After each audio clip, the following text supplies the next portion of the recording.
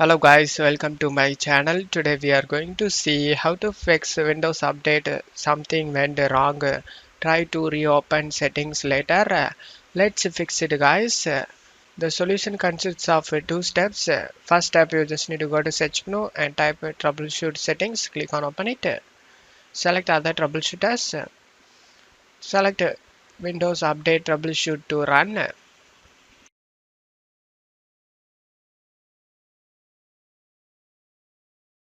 After getting this done, you just need to close stuff here. Second step, you just need to go to search menu and type services. Click on open it. In services, you just need to find the Windows Update service. Just double click on it. Startup type, set this to automatic. And if the service status is stopped, then you just need to start the service and select apply and OK for save changes. Now you just need to find update Orchestra service. Update Orchestra service. Just double click on it.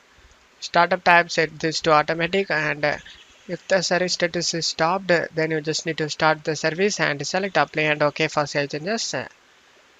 Now you need to restart your PC. After restarting your PC, your problem should be fixed guys. And that's it for today's video guys. Give me a like and subscribe. Thank you.